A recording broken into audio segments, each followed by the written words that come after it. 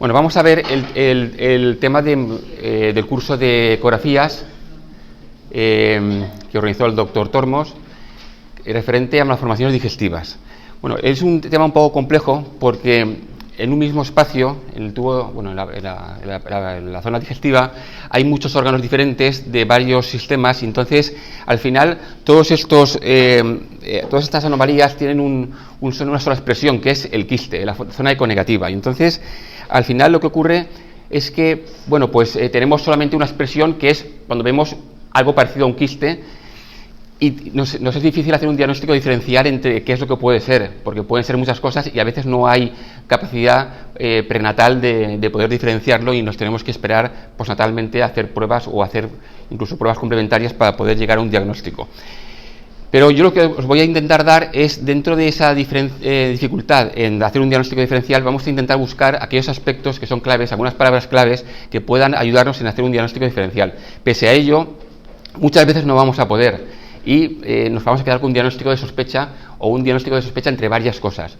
Pero vamos a intentar hoy, más que hacer una revisión exhaustiva de la teoría o de qué es lo que dicen los libros o las revistas sobre cada una de las anomalías, voy a intentar subrayar aquellas palabras claves o aquellas cosas que pueden dar una señal o que pueden intentar ayudaros en el diagnóstico. O sea, vamos a intentar subrayar palabras clave y aspectos clave en cada una de las patologías. Bueno, en cuanto al abdomen normal, todo el mundo lo conocemos, sabemos que en un corte transversal vemos el estómago, vemos la vena umbilical que se curva hacia la derecha, hacia el hígado, vemos incluso la parte superior de las cápsulas suprarrenales, vemos también pues el diafragma, el hígado, en fin. Todo esto lo conocemos bastante bien. El problema es que cuando aparecen anomalías, y esas son solamente algunas de ellas, pues hay un montón de anomalías que pueden aparecer, y todas ellas dan un aspecto de quiste, aspecto de zona econegativa, ¿no? Entonces, el problema está en poder diagnosticar esas anomalías y poder hacer un diagnóstico diferencial, que es muy difícil en muchos casos, y hay veces pues que tenemos que simplemente dar un diagnóstico de sospecha y no podemos hacer más cosas, ¿no? Porque al final lo que vamos a ver es o una falta de algo o una aparición de algo que no debería estar. Y ese algo que no debería estar al final se expresa de la única manera que sabe, que es zona quística. Imagen quística cuyo diagnóstico diferencial, como hemos comentado, es difícil. Vamos a subrayar esas pequeñas cosas que yo creo que pueden ayudar en el diagnóstico. Bueno, primero que vamos a hablar es de intestino hiperecogénico. Sabemos que es cuando denominamos intestino hiperecogénico cuando aparece una o más áreas de hiperecogenicidad similar al hueso. Se habla de la pala ilíaca, que no desaparece cuando bajamos la ganancia del ecógrafo. Primero que tenemos que saber es que a veces es normal, o sea, no siempre que hay una zona más densa quiere decir que hay una patología. En muchos casos es un embarazo, es un niño normal, uno entre 50 casos se ha descrito, pero bueno, yo creo que son más realmente y es algo muy subjetivo. También es importante conocer que muchas veces aparecen intestinos hiperecogénicos y hay que preguntar siempre a la mujer si ha tenido una amenaza de aborto, porque muchas veces vemos mujeres que han tenido amenaza de aborto y de alguna manera no se sabe bien cómo esa sangre de la amenaza de aborto, por alguna ruta que no se conoce bien, acaba llegando al líquido amniótico, el niño acaba deglutiéndola y acaba produciendo un aumento de la hemosidrina en el contenido intestinal que aumenta la ecogenicidad. O sea que lo primero que tenemos que preguntar cuando una mujer tiene un intestino hiperecogénico o nos parece que es hiperecogénico es si ha tenido una amenaza de aborto. Nos sorprenderemos que muchas veces dicen que sí. En otras ocasiones no es por tragar sangre el niño, sino que es por aumento de la densidad, como puede ser la fibrosis quística, y ese es un poco el miedo que todo el mundo tiene cuando ve un intestino un poco aumentado de densidad, pues que sea una fibrosis quística, y obliga muchas veces a pedir pruebas genéticas. En otras ocasiones lo que hay es un peristaltismo lento. ¿En qué puede haber peristaltismo lento? Por ejemplo, en infecciones, citomegalovirus, toxoplasma, hay disminución de la velocidad del peristaltismo y puede aumentar la apariencia de hiperecogenicidad. Y también en el retraso de crecimiento o la restricción de crecimiento puede aparecer también aumento de hiperecogenicidad. También en la trisomía 21 y es un marcador, quizá también por el lentecimiento del vaciado, y es un marcador también de síndrome de Down que nos obliga a recalcular el riesgo y a valorar si nos hace falta hacer pruebas genéticas o no.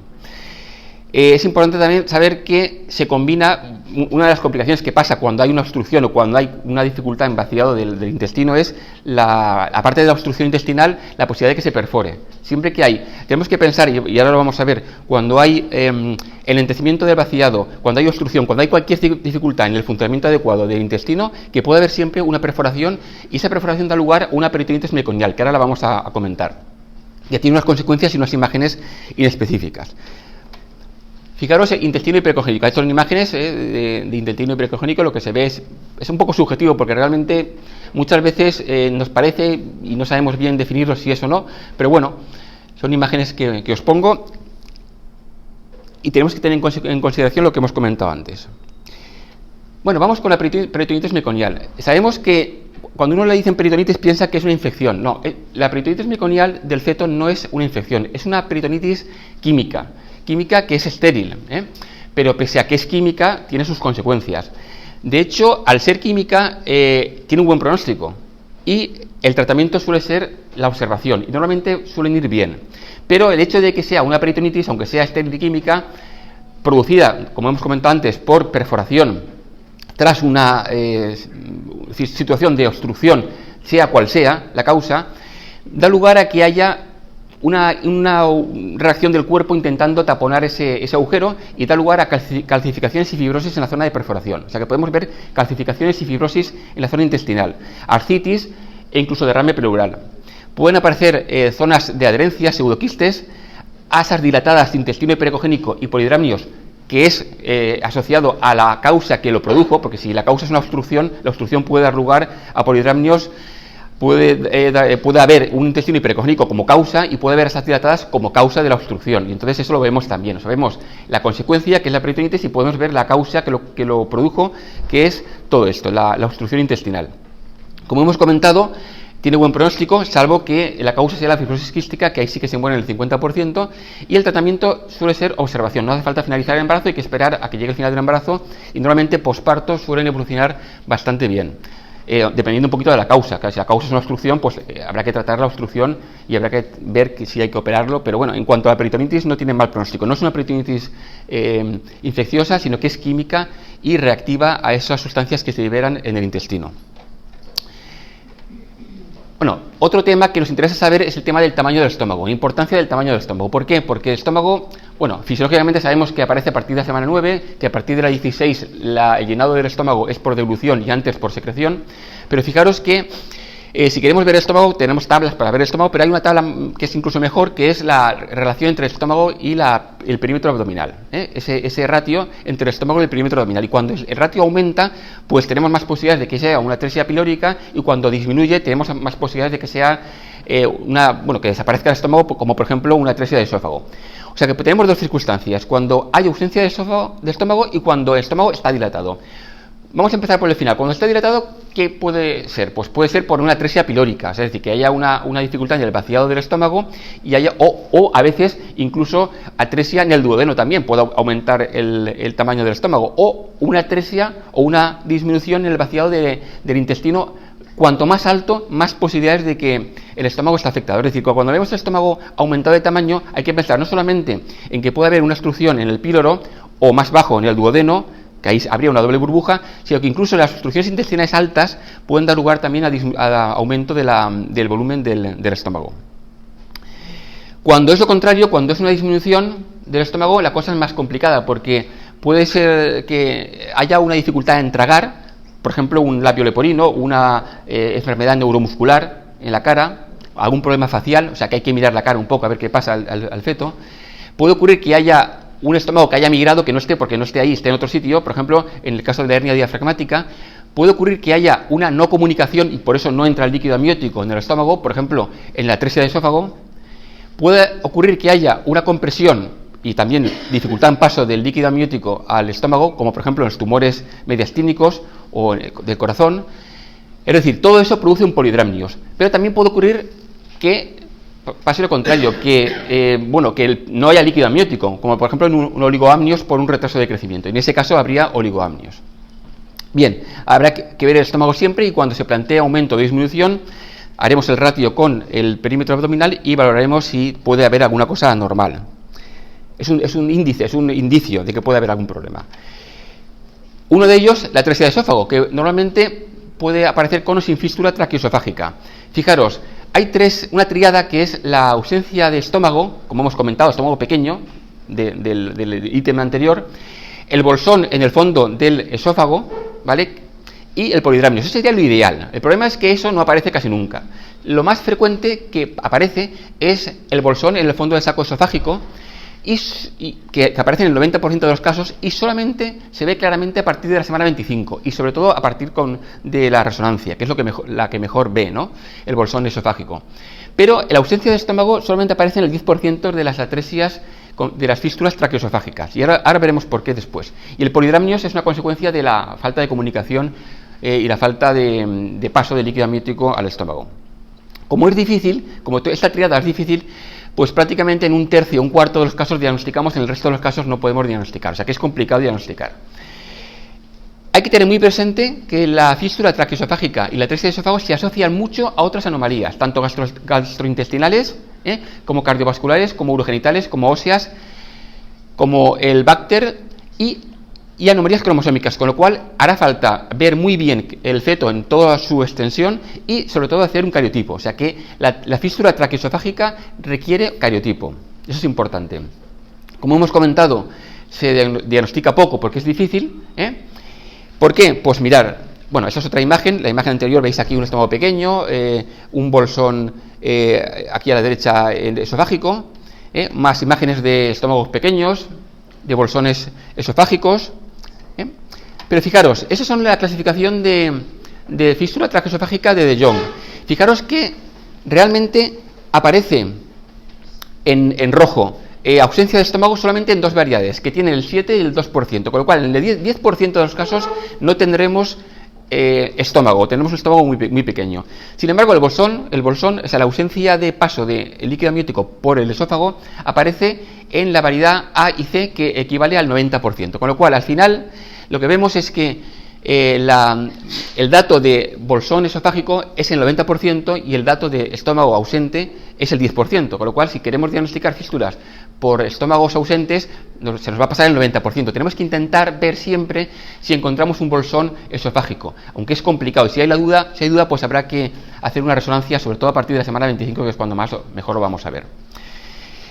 Entonces, bien, otra anomalía que se ha comentado también que puede aparecer en una fístula, algún trabajo dice que es la dilatación de la hipofaringe. Es un poco, bueno, ciencia ficción, pero bueno, lo comento porque se ha publicado y lo tenéis que saber. Pero la dificultad en el diagnóstico hace que en un tercio de los casos o un cuarto se diagnostiquen y el resto no se pueda diagnosticar.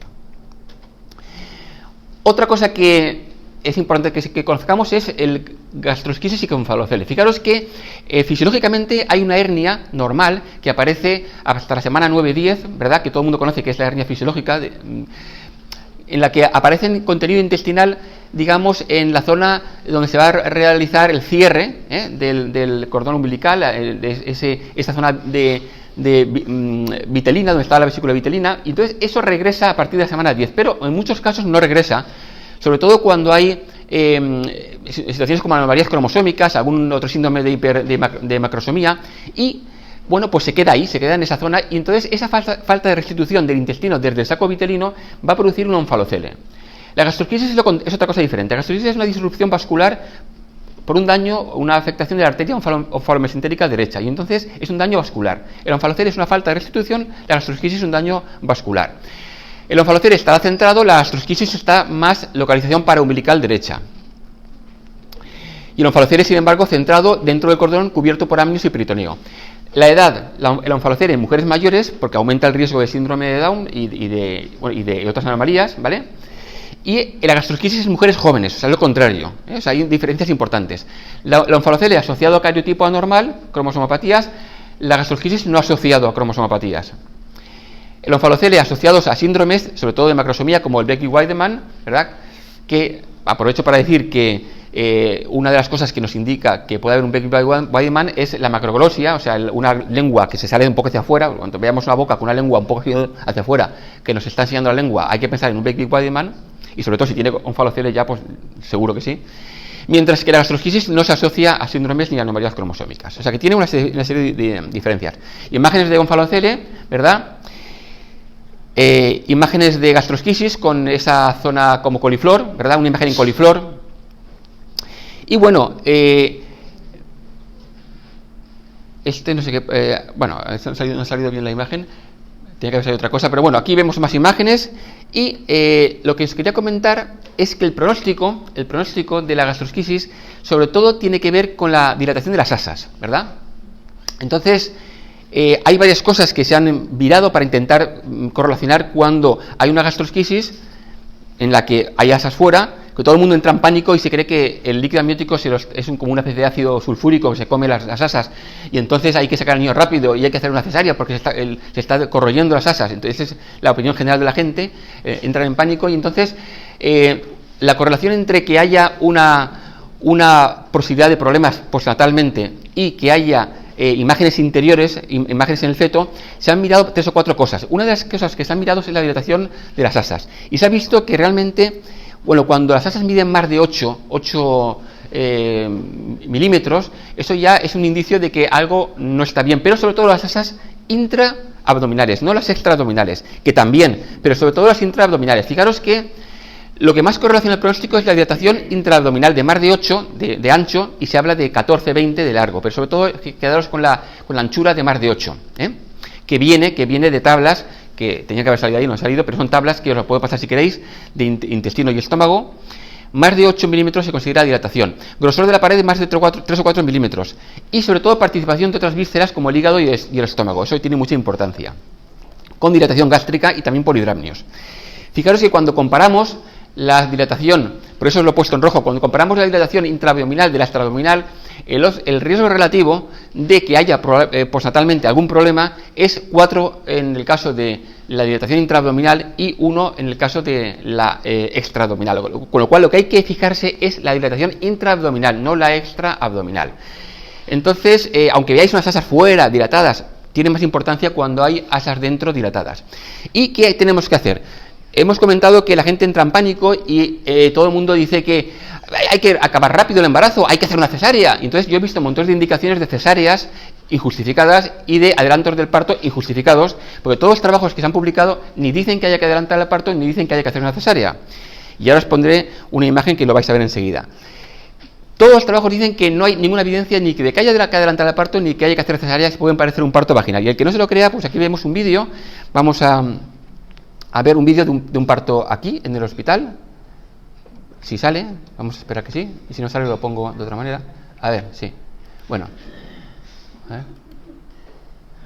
QuickTime no disponible, vaya. Pues sí que está muy bien.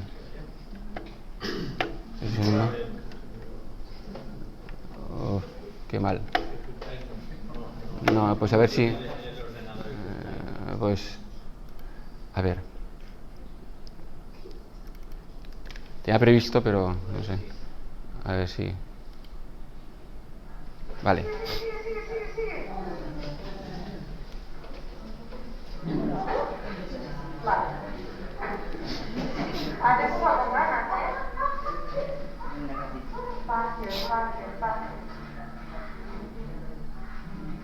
¿Vale? Es un parto vaginal, un gastroquisis, no pasa nada, no se han desgarrado las tripas, ni ha pasado nada, vamos.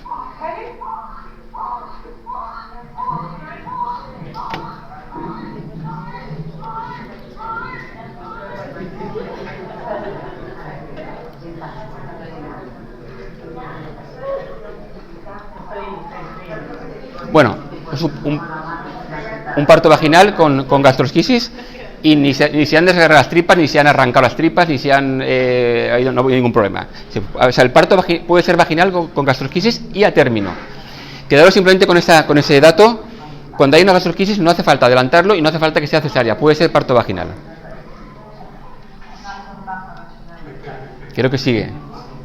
Bueno, entonces... A ver... Ya está. Siempre se ha adelantado el parto cuando la dilatación de las asas era superior, no sé a qué medida. Sí. Es decir, no es correcto. No hay ningún trabajo que diga. De hecho, se ha visto que es peor. O sea, los trabajos que han estudiado el adelantarlo con el retrasarlo se han comparado y se ha visto que es peor adelantarlo, que el pronóstico es peor, pero además todos los trabajos, y de hecho si ves las revisiones recientes te dicen que es peor, se ha visto que es peor adelantarlo que esperar al final del embarazo. ¿Por qué? Bueno, pues porque se ha visto que madurez fetal seguramente. Madurez Por madurez fetal, porque a la hora de operarlo se ha visto que es mejor operarlo cuando el feto es más mayor. Yo creo que es por eso, vamos, creo recordar que era por eso. ¿Puedo decir yo? No, un momento, acaba Sí. y luego Sí, es sobre todo por eso, por la prematuridad y por el momento de operarlo, porque hay que operarlo por lo antes posible. Entonces se ha visto que es mejor para las tripas, mejor más tarde. Todos los trabajos, no es que hay discrepancia, es que todos dicen que es mejor esperar. Bien, entonces, otra anomalía que podemos encontrarnos, que hay bastantes, es el síndrome de Plum-Belly o de Igel-Barrett-Wobrinsky, ¿vale? Aquí lo que vemos es un defecto en la pared abdominal que da lugar a una distensión abdominal con aspecto en ciruela pasa, ¿vale? O sea, vemos esta foto al final de la izquierda abajo con aspecto de ciruela pasa, y sobre todo este aspecto de ciruela pasa está aumentado porque hay anomalías genitourinarias, muchas veces con distensión de la vejiga, que protruyen el abdomen. Megaureteres, criptorquidia, o sea, hay anomalías genitourinarias y también musculoesqueléticas, ¿vale? Esta triada de anomalías musculoesqueléticas, anomalías genitourinarias y defectos en la pared es el síndrome de Plum-Belly. La mayoría en hombres, y el pronóstico, por supuesto, depende de qué anomalías haya, sobre todo de las renales, El pronóstico de las anomalías renales y también, por supuesto, de la hipoplasia pulmonar por la disminución del líquido amniótico. Quedados con la palabra clave de anomalías renales, distensión abdominal y abdomen en ciruela pasa. Otra anomalía que hay es la hernia diafragmática congénita. Aquí lo que hay es, quedaros con dos ideas, es la izquierda y la derecha. La derecha es menos frecuente, pero es de peor pronóstico. La izquierda es más frecuente, el 90%, pero de mejor pronóstico. La mayoría posteriores, anteriores es un 10%, posteriores el 90%. El pronóstico se realiza con el ratio entre el área pulmonar y el área del perímetro cefálico. Entonces, ese ratio de observado esperado nos da el pronóstico de esa anomalía, pero también, sobre todo, aparte de esa área, de ese ratio, la presencia de estómago y de hígado en la zona torácica. Y sobre todo también últimamente se ha visto que tiene mucha importancia el volumen del pulmón y la vascularización Doppler pulmonar. Entonces, esas son las cosas que os tenéis que quedar un poco en la cabeza. Que la derecha es de peor pronóstico, que el ratio es muy importante, sobre todo también la presencia de estómago y de hígado, la vascularización pulmonar, y que para los mismos valores de ratio, en el caso derecho, para el mismo valor, el pronóstico es peor. Por ejemplo, en el caso de que haya un valor de por debajo de 30%, la supervivencia en el caso derecho es del 0%, mientras que en el caso de la hernia derecha es del 18%. Es decir, que siempre tenemos un plus de supervivencia en el caso izquierdo que no se da en el derecho. Pero fijaros que el tratamiento es la fetoscopia, ¿vale? Con la obstrucción de la tráquea, con el balón, y en este caso la imagen del lado derecho, la supervivencia siempre se multiplica por 2. Es decir, por ejemplo, en los casos en los que no está tratado, pues tendríamos la barrita negra, ¿vale? Y en los casos en los que se trata, la supervivencia se multiplica por 2. Es decir, que el tratamiento de elección será siempre, tanto en la hernia derecha como en la izquierda, la realización de fetoscopia con obstrucción del balón. Y va a ser siempre superior en el caso de que se haga, de que no se haga. Y va a ser siempre superior en el caso izquierdo que en el derecho. En cuanto a los datos que nos indican supervivencia, tenemos, como hemos comentado, el ratio pulmonar con el perímetro cefálico, el hígado y la presencia del estómago. Pero cuando hacemos un análisis multivariante, realmente lo que se nos queda es la presencia de hígado y la presencia de estómago. Es decir, que el hecho de que haya en la cavidad torácica más material del que normalmente suele haber de tipo hepático o estómago, eso es lo que realmente nos va a dar el peor pronóstico, aunque también evidentemente los ratios nos dan mucha información, pero al final lo que importa realmente es que no haya hígado y que no haya estómago en la cavidad torácica. Y fijaos en el análisis multivariante que al final para el caso del ratio no sale significativo, y sí que sale significativo en el caso de la posición del estómago y de la posición del hígado arriba. Se asocia, como hemos comentado, a muchos síndromes, hay un montón de síndromes, y se asocia a anomalías cromosómicas y a otras anomalías en otras partes del cuerpo, con lo cual, cuando veamos una fístula, cuando veamos una migración, de alguna manera, de la cavidad de las tripas a la zona torácica, hay que pensar que eso normalmente suele venir acompañado de otras anomalías en otras partes del cuerpo, y hay que buscarlas de forma exhaustiva. Bueno, otra anomalía que tenemos, que hay bastantes, es la pentalogía de Cantrell. Aquí la palabra clave es pensar en la línea que hay entre el diafragma entre el esternón y el ombligo. Esa zona entre el esternón y el ombligo es la zona donde se produce la anomalía. Y por eso la anomalía son 5 cosas, que realmente son la misma. Es defectos en la pared abdominal supraumbilical, defectos en esternal inferior, lo mismo, esternal inferior, defectos diafragmático anterior, con lo cual estamos en la misma zona, defecto pericárdico diafragmático en la misma zona y defecto intracardíaco con ectopia cordis en la misma zona. Es decir, toda la zona entre hay que pensar, la palabra clave, la zona entre el ombligo y el esternón. Y lo más clave de todo es que cuando veamos alguna anomalía en esa zona, si vemos el corazón fuera, un corazón que no está en su zona, sino que está, digamos, fuera de la cavidad torácica, eso es diagnóstico de patología de Cantrell. La ectopia cordis es el dato más significativo. Por lo tanto, tenemos que ver siempre la posición del corazón cuando sospechemos esta patología. Que os suene por lo menos. Después, otra anomalía importante es la anomalía del complejo del tallo, del Limb Body Wall Complex, que es una anomalía del tallo, es decir, de la zona que se fija, el efecto se fija a la placenta. Claro, es una zona tan sensible, una zona tan importante que al final, bueno, pues realmente se ha producido la anomalía cuando se desarrolló el embrión en la fase de discos embrionarios. En la fase en la que se estaban diferenciando los discos, ahí se empezó a producir la anomalía y al final lo que vemos es una eventración abdominotorácica importante. Es una anomalía gordísima, hay una apertura de toda la pared abdominal y del tórax y vemos una eventración abdominotorácica importante, un cordón corto con 2 vasos, en fin, hay una persistencia de la cavidad celómica y el celoma extraembrionario de manera que la parte superior del cuerpo puede estar en la cavidad amniótica y la parte inferior en la cavidad celómica. La cavidad celómica, acordaros que era lo que estaba entre el amnios y el trofoblasto. De alguna manera esa zona, el celoma extraembrionario, en la que cuando el amnio se funde, desaparece esa cavidad. Bueno, pues entonces aquí no habría fusión del amnios con el trofoblasto y lo que habría es esa persistencia de ese espacio, de ese hueco, y ahí estaría el embrión, de alguna manera ocupando la parte inferior, la cavidad celómica, y la parte más superior ya dentro del amnios. Un dato importante, cuando veamos una anomalía en la que veamos una eventración importante abdominotorácica, es la escoliosis. Cuando veamos escoliosis, eso es un dato patognomónico o muy indicativo de la anomalía del tallo. O sea que digamos que el hecho de haber una escoliosis nos está marcando que está esta patología. Más cosas, seguimos avanzando. La atresia duodenal, aquí todo el mundo conoce que es la doble burbuja, ¿verdad? Síndrome de Down, doble burbuja, todo el mundo le suena esto. Vale, efectivamente hay un estómago duodeno agrandados, el estómago produce una burbuja, el duodeno otra, aunque más tarde en el embarazo ya pasa de ser doble burbuja a ser una especie de gusano, así alargado, ¿no? Pero en fin, según cómo hagamos el corte, vemos la doble burbuja. Paredes gruesas porque hay un aumento de peristaltismo y se hipertrofia la pared. Polidramnios, como hemos comentado, porque es una lesión digestiva alta. Se asocia mucho a síndrome de Down y a Bacter, y se asocia mucho a la atresia esofágica. Como complicación, pues como todas las obstrucciones, puede haber una perforación y la peritonitis meconial, arcitis, peritonitis meconial con extravasación de líquido fuera y toda la reacción esa peritoneal química que hemos comentado antes. Cualquier obstrucción puede dar peritonitis meconial, eso que lo tengáis claro.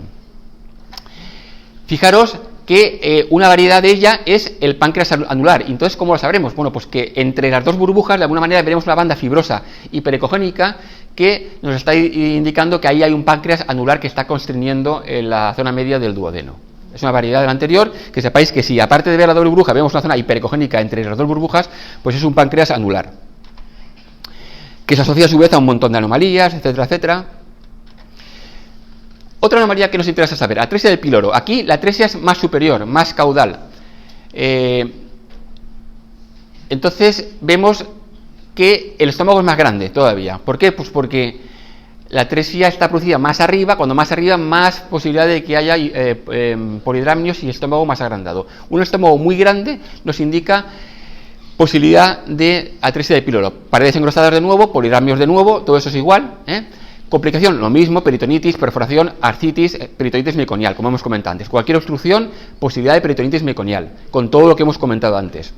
Y muy importantemente, cuando hay una atresia de píloro, se asocia muy frecuentemente a una enfermedad que es la epidermolisis bullosa. No se sabe bien por qué se produce, hay unas teorías de bioquímicas, pero que se asocia, hay que intentar ver ese feto si va a tener posteriormente epidermiolisis bullosa, porque se asocia bastante, y es una enfermedad autosómica recesiva que se asocia bastante a esta anomalía.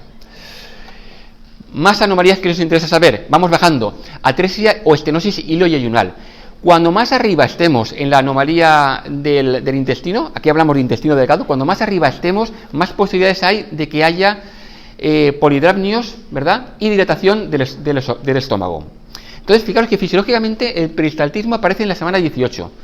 Bien, y antes, o sea, al principio, en el segundo trimestre, la semana 20, el intestino se ve una masa hiperecogénica, es decir, algo que brilla, no se ve el lumen, mientras que en el tercer trimestre ya aparece el lumen, aparece ya la luz intestinal. Cuando veamos el lumen en el segundo trimestre, esto no es normal, o sea que hay que intentar ver si puede haber alguna obstrucción, porque el lumen no debe aparecer hasta más avanzado el embarazo. ¿Qué vemos cuando hay una estenosis o una atresia? Ponemos lógicamente asas llenas de líquido, hemos comentado antes la medida de 8 milímetros de ancho por 15 de longitud, ¿verdad? Cuando más arriba esté, más posibilidad hay de que haya dilatación gástrica y polidramnios. Fisiopatología, pues como hemos comentado, mecánica o funcional, pseudoobstrucción o obstrucción. Y las causas pueden ser muchas: atresia, estenosis, un vólvulo, un hilio meconial, falta de ganglios, ascitis urinaria, o sea, por causa urinaria que haya liberación de orina y produzca una parálisis de las tripas, diarrea clorhídrica y miopatías. En general suele asociarse con otras anomalías digestivas y como complicaciones, como hemos comentado antes, la peritonitis meconial por obstrucción, igual. El pronóstico es bueno salvo que los centímetros afectados sean muchos y entonces da lugar a un síndrome de intestino corto. Dato clave aquí: cuanto más arriba esté la anomalía, más dilatación gástrica y más polidramnios. O sea que si vemos que no hay nada de polidramnios y nada de dilatación gástrica, hay que pensar que está debajo, más bajo, en el, bueno, pues la zona más cercana al intestino grueso, y si está muy arriba y hay una dilatación gástrica y hay mucho polidramnios, vamos a pensar que está en la zona más superior, como dato general. Vamos a la zona inferior, atresia del colon o atresia no rectal. Aquí lo que vemos es muy parecido, porque lo que vemos es una dilatación del intestino en el marco cólico y sobre todo prevesical. Hay que intentar ver la zona vesical, la zona que está cerca del ano, y ahí estará más dilatada y también se puede extender hacia el marco cólico. Una de las anomalías, ahí se veían las tablas que no se ven, una de las anomalías que pueden aparecer es la enfermedad de Hirschsprung, ¿verdad? Que tiene una clínica similar a la atresia no rectal, es decir, una dilatación del intestino grueso prevesical y en el marco cólico. Se asocia lógicamente al Bacter porque ahí hay agenesia del rectonal.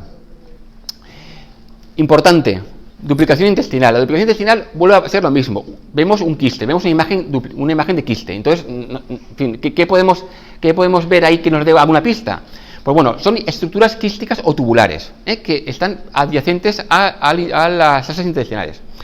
Más frecuente en el lado mesentérico y en el ilion. Pero bueno, todo esto es un poco rollo, pero al final no lo vemos.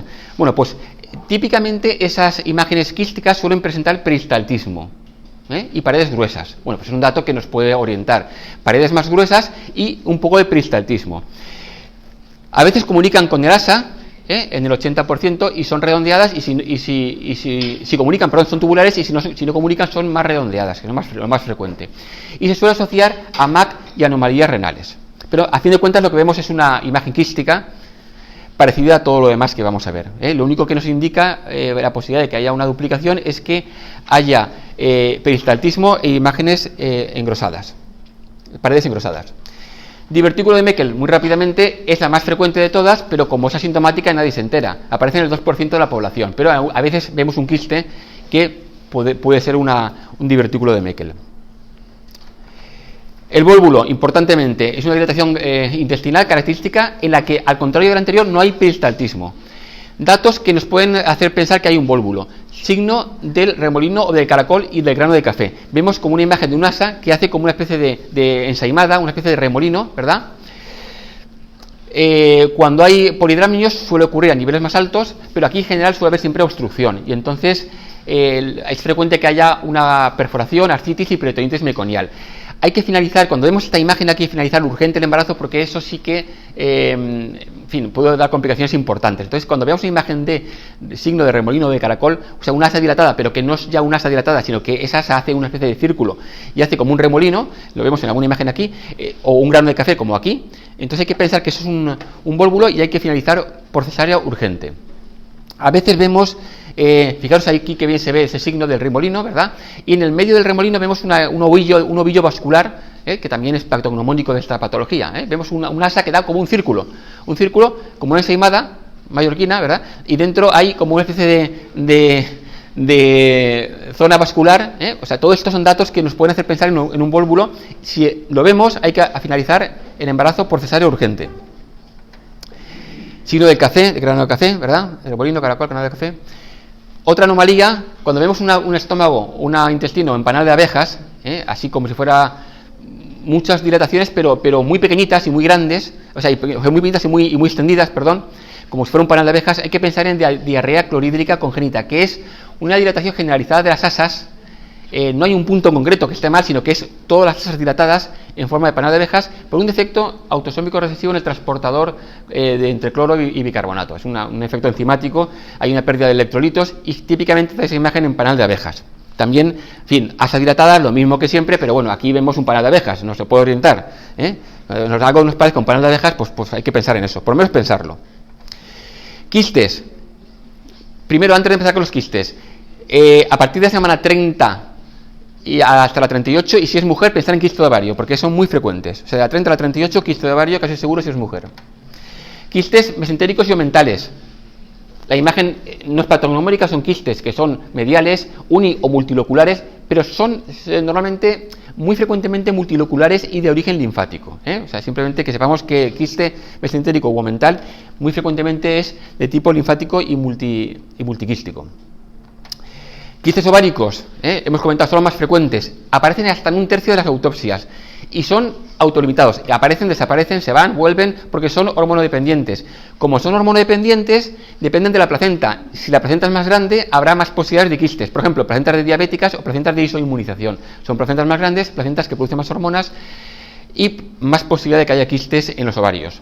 Son redondos y, bueno, típicamente, aparte de ser hormonodependientes, autolimitados, típicamente son muy redonditos y de paredes muy finas. Nos puede orientar. Si vemos una mujer, un quiste en la pelvis, que suele ser único más bien y que son de paredes finas y redondito, pues hay que pensar en un quiste de ovario.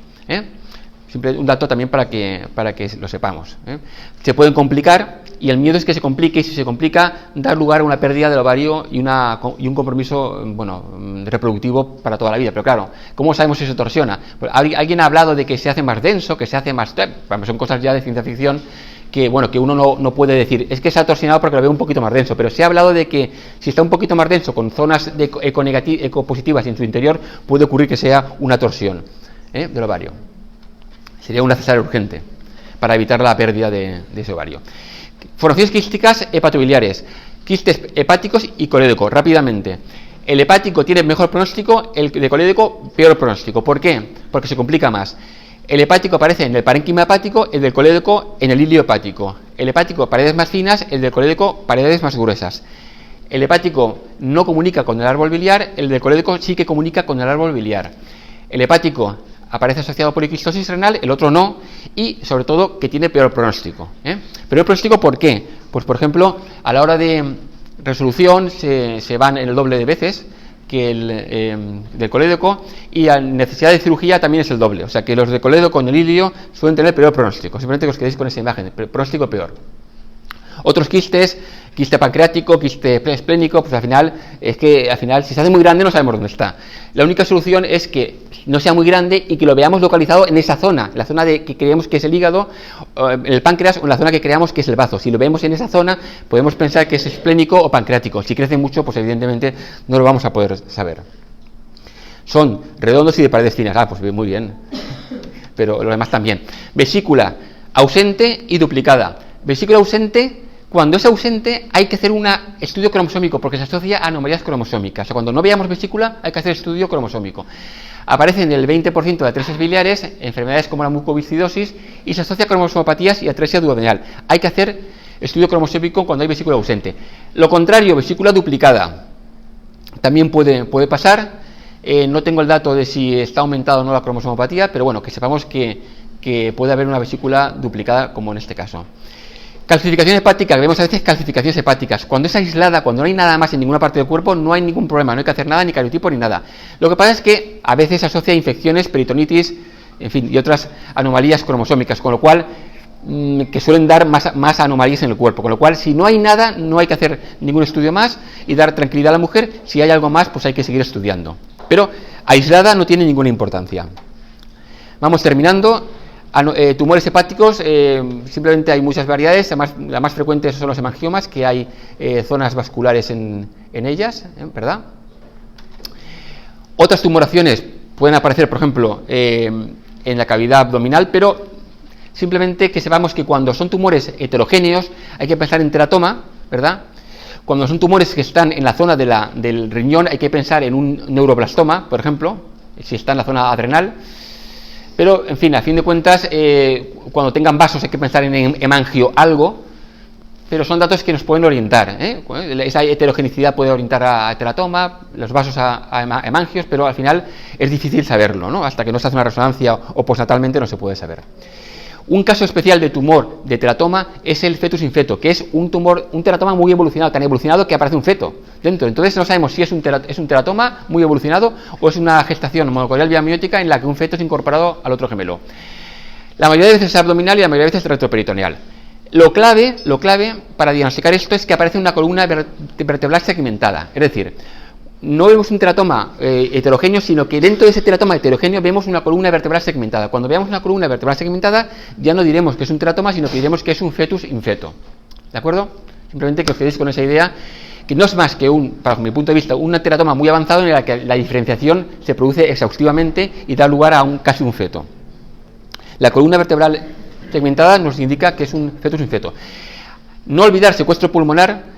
Cuando aparece cerca del pulmón, cuando hay una masa cerca del pulmón, o un quiste cerca del pulmón, o una imagen cerca del pulmón, hay que pensar que puede ser un secuestro pulmonar. Y hay que mirar la vascularización si proviene de la aorta. Porque muchas veces no es un quiste, no es un tumor abdominal, sino que es una imagen que proviene del pulmón, que es un secuestro que está en la zona inferior abdominal, pero que proviene del pulmón.